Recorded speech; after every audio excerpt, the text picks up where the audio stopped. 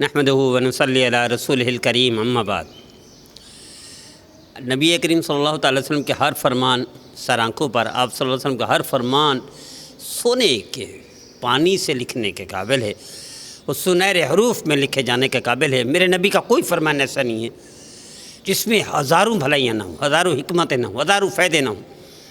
یہ اور بات ہے کہ ہم اس پر عمل نہیں کرتے، ہم توجہ نہیں دیتے۔ میں چھوٹی سی مثال دیتا ہوں۔ آج بیان کرنے ہیں 1400 سال کے 14 مجدد اور 1400 سال میں 14 مبلغ، چونکہ دونوں فرمان ہیں نبی کریم صلی اللہ علیہ وسلم کے کہ ہر صدی میں ایک مجدد آئے گا جو دین کی تجدید کرے گا، اور پھر نبی کریم صلی اللہ علیہ وسلم ارشاد فرمایا تمہیں ایک آیت، ایک لفظ، ایک مسئلہ بھی آتا ہے تو وہ بھی پہنچا دو، فلیبلغ الشاہد والغائب، بلغوا عنی ولو آیہ، تو اس کی تبلیغ کرو۔ تو ہم پورے 1400 سال کا نبی کریم صلی اللہ علیہ وسلم سے لے کر آج تک جائزہ لیں گے۔ مجددین کے کارنامے 14 حضرات، 14 مبلغین حضرات کے کارنامے۔ مجدد تو مجدد ہوتا ہے، مبلغین ناکام کیوں ہوئے، کہاں تک عروج ملا ان کو، ناکامی کہاں سے ملی، کیا وجوہات تھیں جن کی وجہ سے زوال آیا، اور آج کے مبلغ سب سے بڑا کون ہے اور آج کا مجدد سب سے بڑا کون ہے، اور ہم اس میں کس کاتے میں ہیں۔ تو سب سے پہلے میں نبی کریم صلی اللہ علیہ وسلم کے فرمان کی ایک چھوٹی سی وہ بتانا چاہتا ہوں۔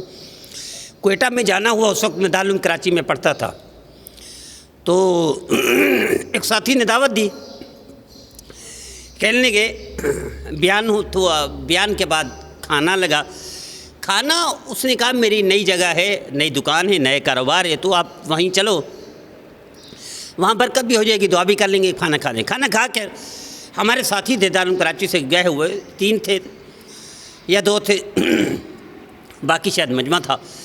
تو شروع کی بات ہے، انہوں نے ایک مسواک دیا، اور ان پڑھ پٹھان جو اردو صحیح نہیں بول سکتا تھا، ٹوٹی پھوٹی اردو بولتا تھا، کہ تم نے پڑھا ہے کہ مسواک کا بڑا فائدہ ہے؟ ہم نے کہا جی پڑھا تو ہے مسواک کا فائدہ۔ تم نے یہ پڑھا ہے کتنا فائدہ ہے؟ تم نے یہ پڑھا ہے 70 سے زیادہ فائدہ ہے۔ ہم نے پڑھا ہے، لیکن ان میں سے ایک فائدہ یہ ہے نبی کریم صلی اللہ علیہ وسلم کے فرمان کا، مسواک کا، کہ آپ مسواک زیادہ کرتے تھے اور مسواک کو پسند بھی فرمایا، بلکہ آپ نے فرمایا اگر مشقت کا ڈر نہ ہو تو امت پر تو مسواک کو لازم کر دیتا۔ میں تمہیں فائدہ بتاتا ہوں، اگر تمہاری مسواک جیب میں ہوگا، یہ ان پڑھ پٹھان کہہ رہا ہے، دارالعلوم کراچی پڑھنے والوں کو کہہ رہا ہے۔ اچھا، اگر تمہاری جیب میں مسواک ہوتا ہے اور تمہارا ایکسیڈنٹ ہوتا ہے تو تمہارا ہڈی نہیں ٹوٹے گا۔ اچھا، یہ بات تو ویسے ہی اللہ نے تبلیغ کے ذریعے سے لگایا تھا، تو مسواک کی اہمیت تھی۔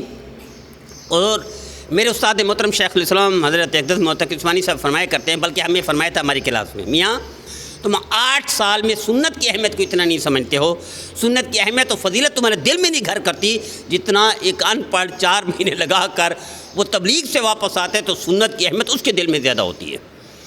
اور میں تم 8 سال میں اتنا دین کا درد اور کڑھن نہیں رکھتے ہو جتنا ایک ان پڑھ 4 مہینے یہ چلہ لگا کر کڑھن دین کا رکھتا ہے۔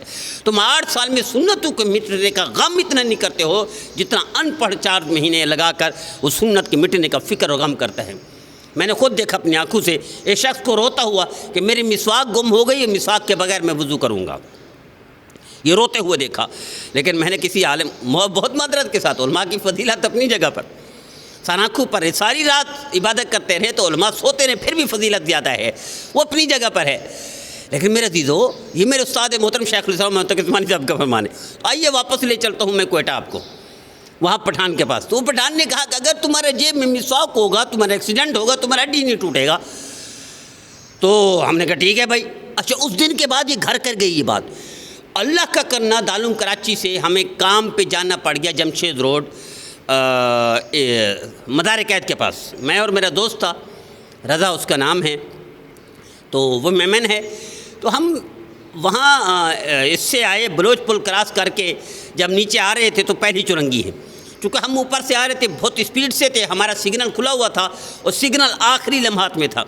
جیسے ہم کراس کرنے لگے چرنگی اور ادھر سگنل بند ہوئے، ادھر اسپیڈ سے گاڑی اس نے ہمیں ہٹ کیا دونوں کو، اور دور جا کر گرے۔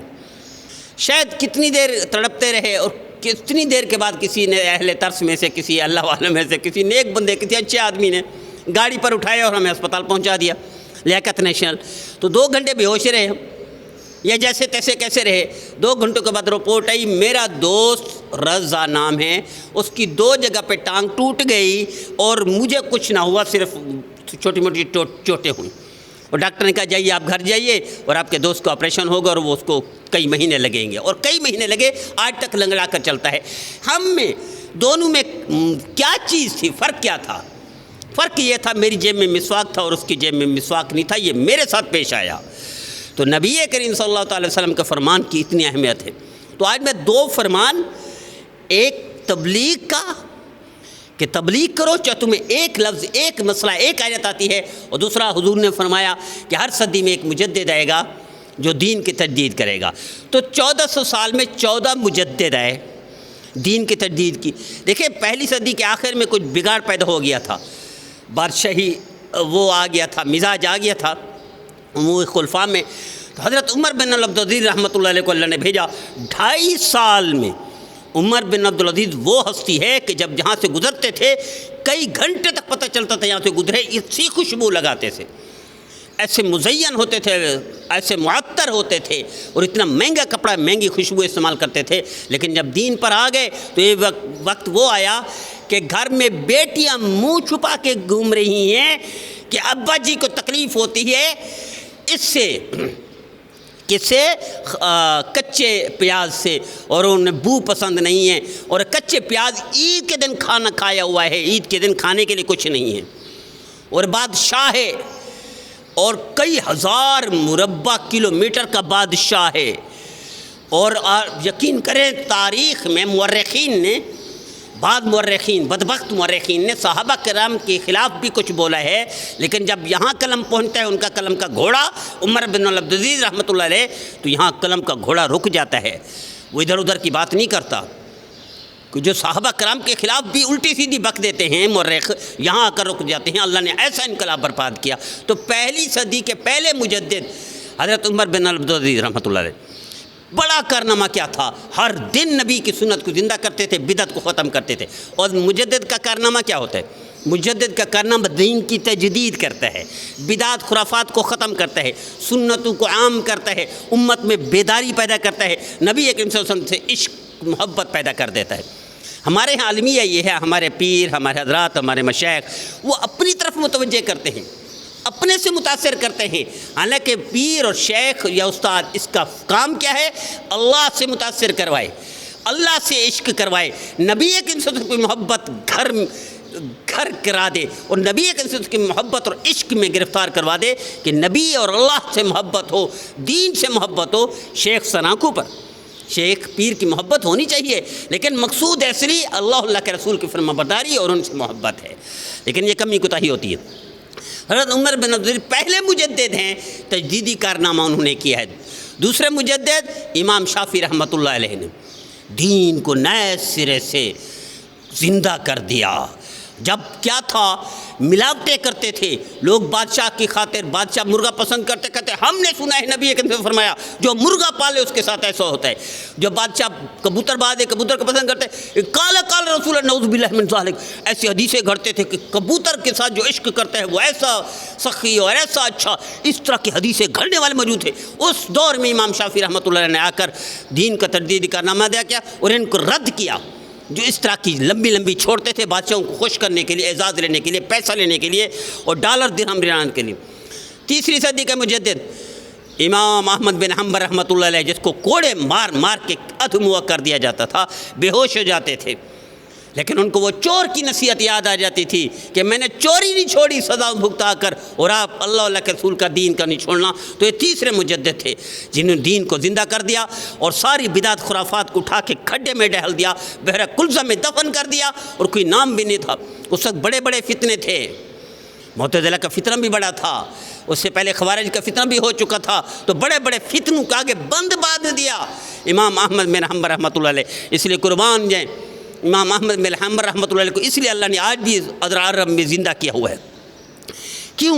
ان کی وہ محنت، دین کے لیے وہ قربانی، اللہ نے پورے عرب ریاستوں میں امام احمد بن حنبل رحمۃ اللہ کا فقہ جاری کر دیا، یہ ان کی محنت اور قربانی کا سبب۔ تو چوتھے مجدد امام ابو بکر باقلانی رحمۃ اللہ نے کمال کر دیا ہے، انہوں نے جو ادھر ادھر کی ایران توران کی ہانکتے تھے، لوگوں کو شعر و شاعری میں یا مجموع میں یا دنیا کے آگے تو ان کے رد کر دیا۔ پانچویں مجدد امام غزالی رحمۃ اللہ علیہ کہ 10 سال ایسی محنت کی جس میں اندر باطن کو کمال درجے پر پہنچا کر دین کو نئے سرے سے زندہ کر دیا۔ اب دیکھیں کہ میں LLB کر رہا تھا تو ریفرنس بکس میں سے ایک بک پڑھا، مارگولیت بڑا قانون دان گزرا ہے یورپ کا، بڑا سب سے بڑا۔ اس نے ایک دفعہ مجلس میں کہا میں اسلام کو حق سمجھتا ہوں، تو کسی نے کہا کیوں؟ کہ لیکن اس لیے اسلام کو حق سمجھتا ہوں کہ غزالی جیسی شخصیت مسلمان گزری ہے، اس لیے اسلام حق پر ہے۔ تو کسی نے کہا دماغ خراب ہے کہ سٹیا گیا ہے تو عیسائی ہے، اسلام کو حق سمجھتا ہے؟ کہے گا غزالی کی وجہ سے اسلام کو حق پہ سمجھتا ہوں، میں اپنے آپ کو نہ حق سمجھتا ہوں۔ تو امام غزالی پانچواں مجدد ہے۔ چھٹے مجدد امام عبد القادر جیلانی رحمۃ اللہ علیہ رد کر کے دفن کر دیا بدعت کو۔ اس وقت بھی دور چل چکا تھا، اگرچہ خانقاہیں بھی آباد ہو چکی تھی لیکن خانقاہوں میں بھی بدعت کا رواج ہو چکا تھا، تو ایسا رد کیا، شرک کو اٹھا کے کھڈے میں ڈال دیا، توحید کا پرچم بلند کر دیا۔ اور اس کے بعد انہی کا سلسلہ چلا امام ابن تیمیہ رحمۃ اللہ علیہ نے تاتاری فتنہ کے آگے بند باندھنے والے، تاتاری فتنے کو اٹھا کر دریا برد کرنے والے امام ابن تیمیہ رحمۃ اللہ علیہ، کہ جب ایک ایک عورت تاتاریوں کی آتی تھی وہ مردوں کو، مسلمانوں کو کہتی تھی کھڑے ہو جاؤ میں تلوار لے کر آؤں گی تمہیں قتل کروں گی، وہ ایسے بھولے بھالے کھڑے ہو جاتے تھے، وہ آ کر قتل کرتی تھی عورت تاتاریوں کی۔ اس دور میں امام ابن تیمیہ رحمۃ اللہ علیہ نے ان کو اٹھا کے کھڈے میں ڈال دیا اور دفن کر دیا۔ پھر انہی کے شاگرد امام ابن قیم رحمۃ اللہ علیہ یہ مجدد بنے ہیں۔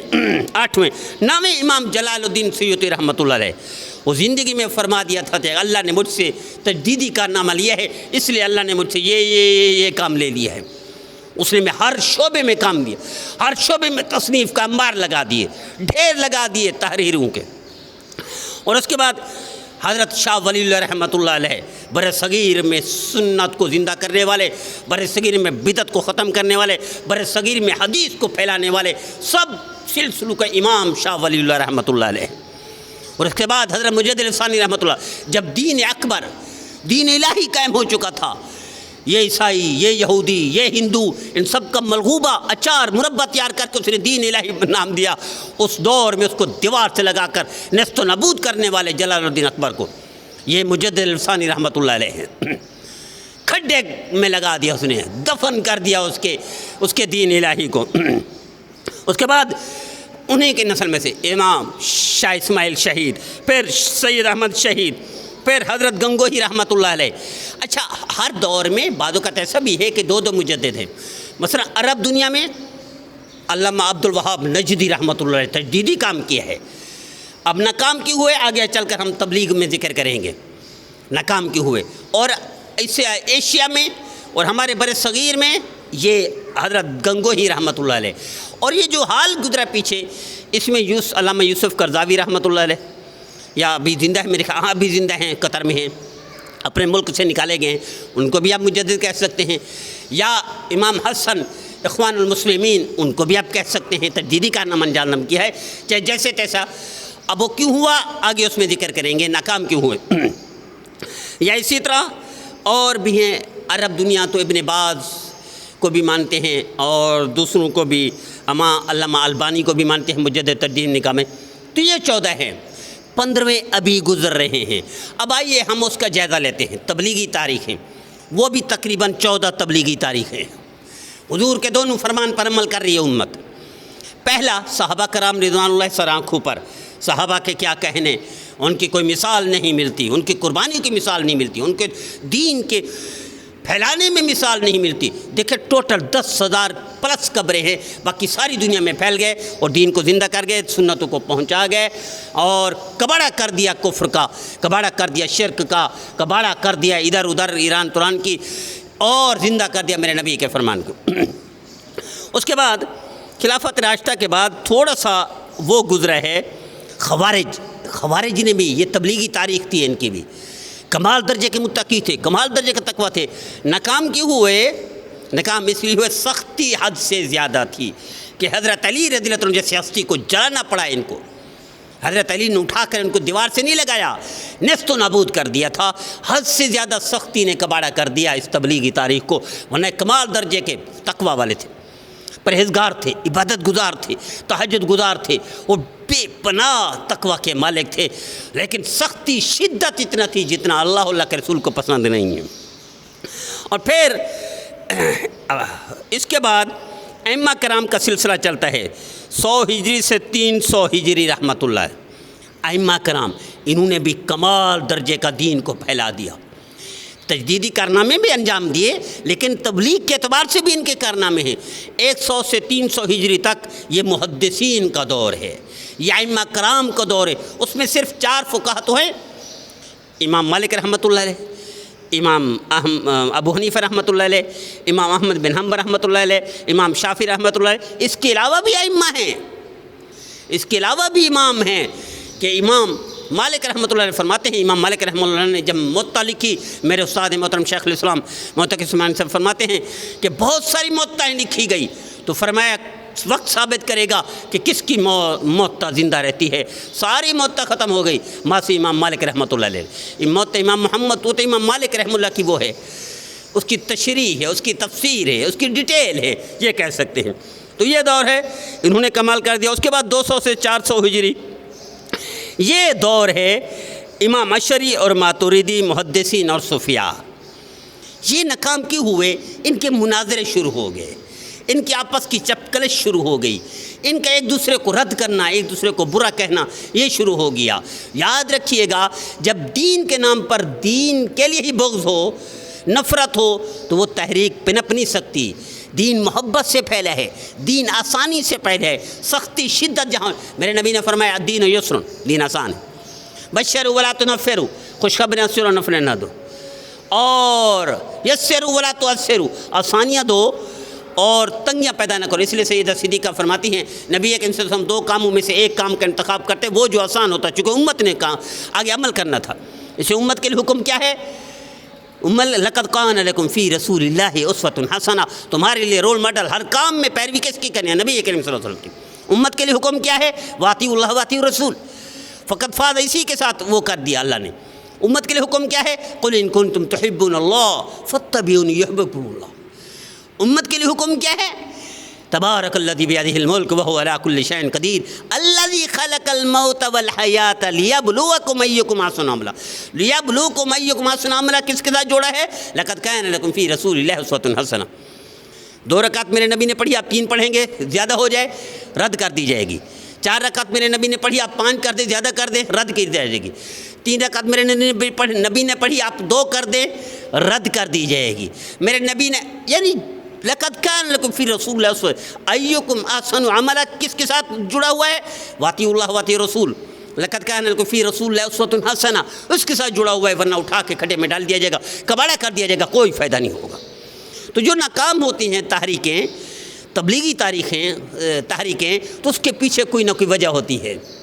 کیونکہ آج اس تبلیغی تحریک کی بات چل پڑی ہے، اسی وجہ سے پوری تاریخ بیان کر کے ہم یہ کرنا چاہ رہے ہیں، اس کا تھوڑا سا پوسٹ مارٹم کرنا چاہ رہے ہیں۔ اس کے بعد کیا ہوا؟ ان کا مرکز تھا خراسان، بغداد، بخارا وغیرہ وغیرہ۔ دفاع اسلام انہوں نے علم کلام تصوف سے کیا، لیکن حد سے زیادہ سختی نے وہ خوارج کی طرح اور مناظروں نے، وہ چپکلش نے، وہ نفرت نے۔ میرے نبی نے فرمایا، ایک شخص سے پوچھا گیا فلاں شخص کیسے ہے، وہ کی گناہگار تھا، اس نے کہا وہ جہنمی ہے۔ تو اللہ نے وہی اتار دی وقت کے نہیں بکر، جاؤ اس کو بتا دو جس کے لیے کہہ رہے جہنمی ہے، یہ خود جہنمی بن گیا، میں نے اس کو معاف کر دیا۔ اور امام غزالی رحمۃ اللہ لکھے، حضرت عیسیٰ علیہ السلام تشریف لا رہے تھے، عیسیٰ علیہ السلام کے ساتھ ان کا حواری سب سے زیادہ نیک تھا، وہ پیچھے تھا۔ ایک گنہگار نے دیکھا، وہ ان کے پیچھے چل پڑا۔ تو یہ جو حواری تھے، نبی کے دل میں بغض نفرت نہیں آتی، کینہ نہیں آتا، حواری کے دل میں آ گیا، پیچھے یہ بدماش، یہ زانی، شرابی، یہ چور، ڈاکو، یہ گندا بندہ کیوں آ رہا ہے؟ اللہ نے یہ دل میں سوچا، زبان سے نہیں کہا، لکھا نہیں، چیخا نہیں، چلا نہیں، گواہ کوئی نہیں، دل میں خیال آیا، اللہ نے وحی اتار دی، جبرائیل جاؤ عیسیٰ کو بتا دو تمہارے پیچھے حواری آ رہا ہے، اس نے جو نفرت کی ہے چور ڈاکو سے، میں نے اس کو جنت دے دی اور اس کی جہنم اس حواری کو دے دی، کھڈے میں ڈال دیا اس کو۔ تو جس تحریک کے دلوں میں نفرت آ جائے، کینہ بغض آ جائے، لڑائی انتشار میں پڑ جائے، سمجھو ناکامی کی یہ بھی بنیادی وجہ ہے۔ تو ہمیں بھی سوچنا پڑے گا، ہماری تحریکیں، ہماری تبلیغی تاریخ میں کہیں ایسا تو نہیں ہے کہ یہ تو نہیں آ گیا مولانا صاحب کے لیے دل میں لوگ فتنہ کہہ رہے ہیں، یار مولانا الیاس رحمۃ اللہ کے خاندان کے چشم چراغ مولانا سعد دامت برکاتہم کو فتنہ کہہ رہے ہیں، یار جس نے پوری دنیا میں تبلیغ کو زندہ کر دیا، پھیلا دیا، پہچان بن گیا مولانا طارق رحمت صاحب، ان کو فتنہ کہہ رہے ہیں یار، کس کے آگے رونا روئیں؟ اس گھر کو آگ لگی گھر کے چراغ سے، کیا ہو گیا اس امت کو؟ وہ بھائی میرے نبی کی فرمانبرداری واجب ہے، میرے نبی نے کافر کے لیے کلمات نہیں کہے، وہ بھائی بد دعا دی میرے نبی نے کافروں کو، لعنت فرمائی میرے نبی نے کافروں کے لیے، آخر میں میرے نبی نے فرمایا اللہ جن کے لیے میں نے لعنت یا بد دعا کیا اللہ اس کو لے دعا بنا دے، بنی یہ دعا نہیں بنی۔ ہم پاکستان والے تو ممنون ہوں، مشکور ہونے چاہیے، نبی کریم صلی اللہ علیہ وسلم براہ راست احسان فرمایا اس کے لیے۔ وہ طائف کے لوگوں نے جو پتھر مارے، زخمی کیا، لہان کیا، ان لوگوں کے لیے اگر بد دعا کر دیتے تو وہ ہلاک ہو جاتے، آپ نے ان کے لیے بھی بد دعا نہیں کی، دعا کی تھی۔ انہی میں سے قبیلہ بنو ثقیف آج بھی وہ موجود ہے وہاں طائف میں، انہی میں سے ایک بندہ اٹھا یہاں دیبل جو کراچی ہے پہنچا، اور پھر دین اسلام کے جھنڈے گاڑ دیا، ملتان تک پہنچا تھا، اور پھر دین اسلام پھیلتا چلا گیا، اور ہم لانتے بھیج رہے ہیں، ہم بغض نفرت کر رہے ہیں۔ یہ دین زندہ ہوگا، تربیت، والدین کی تربیت میں سب سے بڑی خامی کیا ہوتی ہے؟ نبی کے خلاف تربیت کرتے ہیں، سنت کے خلاف تربیت کرتے ہیں، گالم گلوچ کر کے تربیت کرتے ہیں، غصہ کر کے تربیت کرتے ہیں، کہاں تربیت ہوگی؟ بچے بگڑ جاتے ہیں۔ تو اس لیے تبلیغی تاریخ میں بھی کوئی ناکامی کی وجوہات ہیں۔ تو آئیے میں کرتا ہوں کہاں سے بات چلی تھی، زوال کہاں سے آیا؟ یہ فرقہ وارانہ کشمکش اور چیلنج اور مناظرے، اس کی وجہ سے زوال آیا ان کو۔ اس کے بعد صوفیہ تحریکیں چلی 500 سے 900 ہجری، یہ 400 سال چلی۔ عبد القادر جیلانی رحمۃ اللہ علیہ، مولانا روم رحمۃ اللہ علیہ، خواجہ معین الدین چشتی رحمۃ اللہ علیہ، کمال درجے کا کام کیا، دین کو زندہ کر دیا نئے۔ لیکن زوال کیوں آیا؟ ناکامی کی ہوئی، وقت کی کمی کی وجہ سے میں اس کو شارٹ کرتے جا رہا ہوں۔ زوال اس لیے آیا، ناکام اس لیے ہوئے کہ دین کو محدود کر دیا ان میں کوٹھوں تک، دین کو محدود کر دیا خانقاہوں تک، دین کو محدود کر دیا اس چار دیواری تک، باہر نہیں تھا۔ اس لیے وہ فتنے آج تک پھیل رہے ہیں کہ لوگ مسجد میں آ کر بھی باہر جا کر جھوٹ بولتے ہیں، لوگ خانقاہوں میں آ کر بھی باہر جا کر بددیانتی کرتے ہیں، مسجد میں مدرسے میں داخل ہو کر باہر جا کر ملاوٹ کرتے ہیں، مسجد پہ پہنچ کر بھی باہر جا کر آنکھوں کی خیانت، زبان کی خیانت، کانوں کی خیانت، دماغ کی خیانت، دل ہاتھ پاؤں کی خیانت کرتے ہیں۔ اس لیے وہ کمی کوتاہی آج تک چل رہی ہے۔ تو آئیے اس 400 سال کے بعد یہ زوال ہوا، جمود آ گیا خانقاہی نظام میں۔ اس کے بعد کیا چلا؟ 700 ہجری میں امام ابن تیمیہ رحمۃ اللہ اور سلفی تحریکیں، جس نے بدعات، شرک کا کلا کما نہ کیا، کباڑا کر دیا اور دین کو وہ کر دیا۔ اور ناکامی کیوں ہوئی، زوال کیوں ہوا؟ ان میں وہی سختی، وہی جیسے آج بھی عرب میں کچھ حد تک سختی ہے، عبد الوہاب نجدی رحمۃ اللہ علیہ کے انداز میں کچھ سختی تھی، وہی سختی وہاں سے چل رہی ہے، 700 ہجری سے چل رہی ہے، وہی کام کر رہی ہے جس کی وجہ سے زوال ہوا۔ اس کے بعد کیا ہوا؟ مغربی استعمار کے خلاف تحریکیں چلی، حضرت شاہ ولی اللہ رحمۃ اللہ علیہ، حضرت شاہ عبد العزیز رحمۃ اللہ علیہ، سید احمد شہید رحمۃ اللہ علیہ، بیداری کر دی انہوں نے امت میں، جہاد، انقلاب برپا کر دیا۔ ناکام کیوں ہوئے؟ انگریزوں کے آگے ناکام ہوئے، انگریزوں کی چالوں کے آگے بے بس ہو گئے، اور مسلمانوں کے اندر کوئی نہ کوئی نکل آتا ہے کیڑا، مسلمانوں کے اندر کوئی نہ کوئی نکل آتا ہے لوگ جو بددیانتی کرتا ہے مسلمان کے ساتھ۔ جیسے بڑے بڑے بادشاہوں کو، ہمارے بادشاہوں کو جو زوال آیا، شکست ہوئی اپنے مسلمانوں کی بددیانتی کی وجہ سے، اپنے مسلمانوں کو دوہرا رول کی وجہ سے، اپنے مسلمانوں کی خیانت کی وجہ سے کہ وہ ان کے خلاف وہ کرتے تھے، تانے بانے بنتے تھے، غیر کے ساتھ ملے ہوتے تھے، اس کی وجہ سے وہ ہوا۔ اور اس کے بعد کیا ہوا؟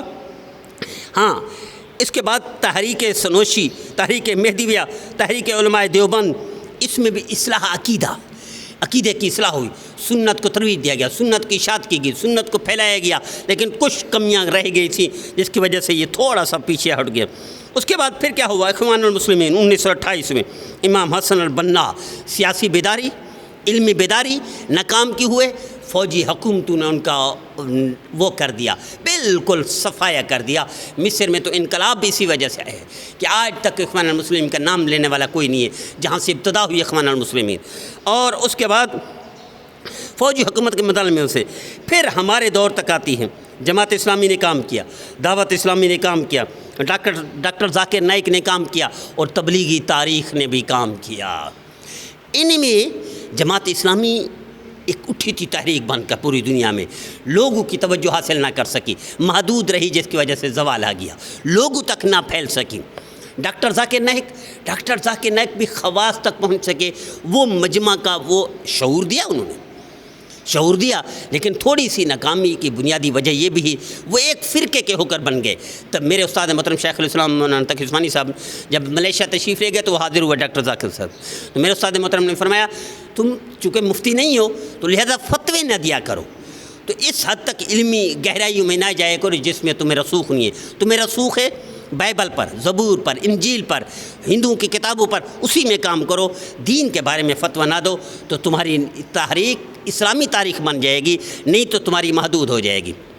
اسی طرح دعوت اسلامی میں کیا ہوا، یہ بدعت میں پڑ گئے، صرف نعت میں پڑ گئے، صرف شور شرابے میں پڑ گئے، جو اصل مقصد تھا اس سے یہ دور ہو گئے۔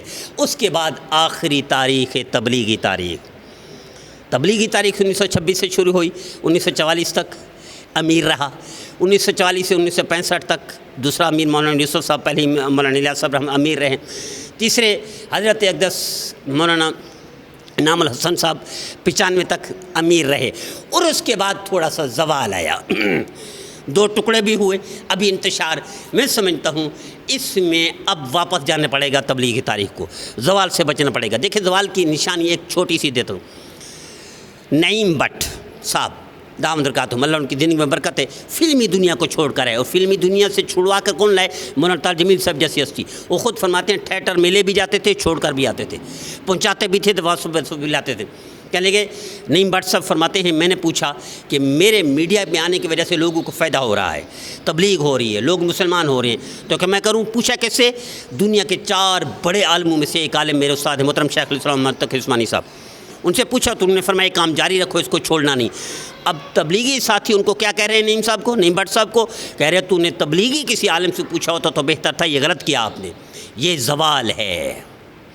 اور اسی طرح سارا جہاد کو رد کرنا ہماری اس کا یہ زوال ہے۔ صرف تبلیغی علماء سے پوچھنا، باقی علماء کو کھاتے میں نہ ڈالنا، یہ زوال ہے۔ پھر اس چپکلش میں پڑنا اور نفرت دل میں لینا، یہ زوال ہے۔ اور اس کے بعد موجودہ کہ فتنے تک کہہ دینا کہ وہ اس احسان فراموشی کر دینا، یہ زوال ہے۔ تو تبلیغی تاریخ جو 100 سال پوری کر چکے ہیں، بلکہ حضرت مولانا سجاد النعمانی صاحب، ان کے ساتھ میں نے 10 دن لگائے ہیں باہر افریقہ میں، تو میں ان کے مزاج سے واقف ہوں۔ حضرت خالص اللہ کی بات کرتے ہیں، اللہ کے لیے بات کرتے ہیں، خالص اللہ کے حبیب کے لیے بات کرتے ہیں، سنت کی بات کرتے ہیں، دین کی بات کرتے ہیں، فرقے اور مسلک میں نہیں پڑھتے۔ فرمایا چونکہ 100 سال پورے ہو چکے تبلیغی کی تاریخ کے، تو تبھی عمر پوری ہو چکی، تو اس لیے اب یہ زوال کی طرف جائے گی۔ تو اس زوال کو روکنے کے لیے حنفیت کو فروغ تبلیغی تاریخ نے دیا ہے، دین اسلام کو پھیلانے کا ذریعہ یہی بنی ہے، علماء دیوبند کو پہچان کروانے کی یہی تاریخ بنی ہے، لوگوں کو مسجد تک لانے، مدرسے بھرنے یہی تاریخ ذریعہ بنی ہے، لوگوں کو صاحب اعمال صاحب کردار بنانے میں اسی کا کردار ہے۔ لیکن ناکامی کی کچھ وجوہات ہیں جس پر ہم آگے اگلی قسط میں بات کریں گے انشاءاللہ۔